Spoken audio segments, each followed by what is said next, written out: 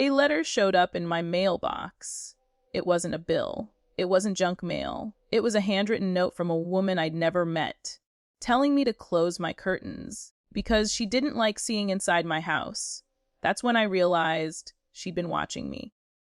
Every night, every morning, like a hawk or a creep. If you've ever had someone cross your boundaries and try to control your life, hit that subscribe button, because today's story isn't just about revenge. It's about reclaiming your space, your privacy, and your dignity. Let's dive in. When we first moved into our new home, it felt like a dream come true. Brand new build, fresh paint.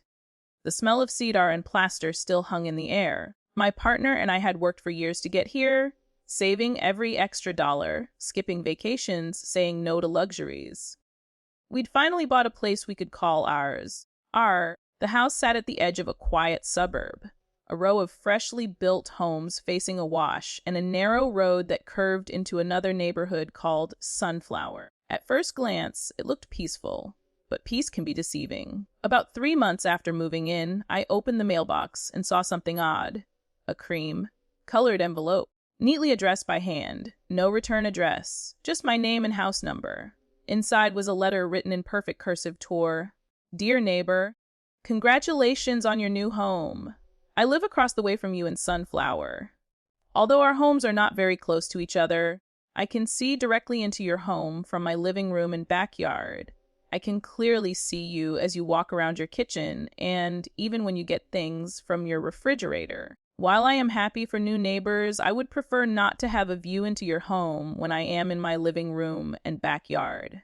For your privacy, you may want to consider some blinds or curtains. I hope you enjoy your new home and neighborhood. Your neighbor, Carol. I read it twice. Then a third time. Each word hit me like a drumbeat of absurdity. She could see me, from her house, across the road and the wash, into mine. And instead of closing her own blinds, she wanted me to close mine. At first, I laughed. It was too ridiculous to take seriously, but the laughter didn't last. That night, as I stood in my kitchen making dinner, I felt it, the weight of invisible eyes, the sense that someone was watching. I looked out through the open glass doors, past the small yard across the road, and into the glowing square of a distant house window. Was that her? Was Carol sitting there, watching me stir spaghetti sauce? It was like my home had become a stage, and I was performing for a stranger I never invited.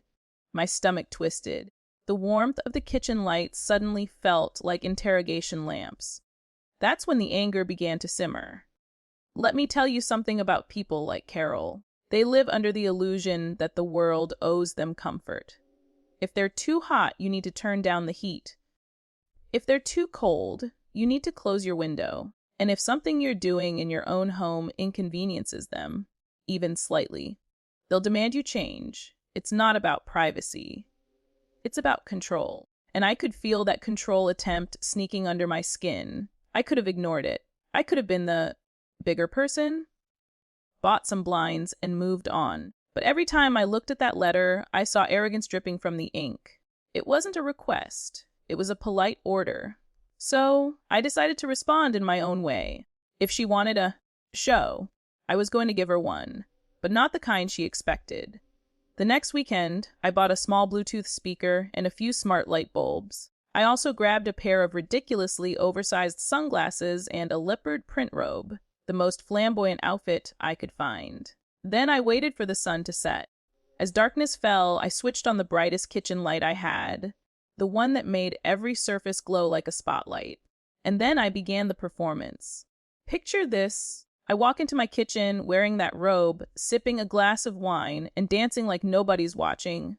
Except I knew one person was. The music blasted through the speaker, some old school disco just to set the tone. I spun around, dramatically opened the refrigerator, pulled out a carton of milk like it was a prop, and took a theatrical sip. Every few seconds, I'd look toward her house, lift my glass, and cheers into the darkness. I didn't need to see her face. I could feel her seething on the other end of the wash. The next morning, I did yoga in the same spot. The following evening, I practiced some exaggerated dance moves with the lights brighter than ever. By day 3, I started wearing ridiculous costumes. once even a cowboy hat and a towel cape. Each night was a new episode of the show I called the Carol Chronicles. It didn't take long for the second letter to arrive. This time, it wasn't neatly written. The handwriting was shaky, hurried, and dripping with frustration. Dear neighbor, while I appreciate your enthusiasm for your home, your behavior in the evenings has become inappropriate. It's clear you are doing this deliberately. Please be respectful of others in the community. That was it. No congratulations. No, sincerely, just bitterness. I laughed so hard I nearly spilled my coffee. So now I was being inappropriate in my own kitchen. That night, I took things a step further. I invited a few friends over. We cooked dinner, played cards, laughed too loud, and every now and then, one of us would wave dramatically toward Carol's window. I even set up a tiny chalkboard near the window with a message written in big, bold letters. To our Hi Carol, we hope you're enjoying the show. By midnight, the lights in her house went dark. The next morning, she drove past slowly in her SUV. Her eyes locked straight ahead, pretending not to see me as I watered the lawn. But her jaw was tight, her face flushed, and I knew I'd gotten to her. Word spread faster than I expected. Apparently, Carol had been complaining to others in the Sunflower Community Facebook group, ranting about the disrespectful new neighbors who refused to install curtains. But what she didn't realize was that most of those neighbors found her behavior creepy. One person even commented maybe stop staring into other people's homes, Carol. That's not normal. Within a week, she'd become the local punchline. Someone even posted a photo of binoculars with the caption, Carol's evening plans, watching other people's kitchens. And just like that, the tables turned. The woman who wanted to control her view of the world suddenly had the entire neighborhood watching her. From that point on, she kept her blinds permanently closed, her windows dark. No more notes, no more letters. It was as if she'd vanished behind her own curtain of shame. And me. I left my curtains open. Every night, the warm light spilled from my kitchen like a quiet declaration. This is my home. You don't get to dictate how I live in it. It's funny. Revenge doesn't always have to be cruel. Sometimes it's just about reclaiming your peace by shining a light. Literally, on someone's entitlement, you remind them that boundaries exist for a reason. And I'll admit, part of me enjoyed the poetic symmetry of it all. She wanted my curtains closed. In the end, she closed hers. Some people think control gives them comfort. But the truth, it only exposes their insecurity. Carol learned that the hard way, and all I had to do was keep living my life unbothered and unashamed.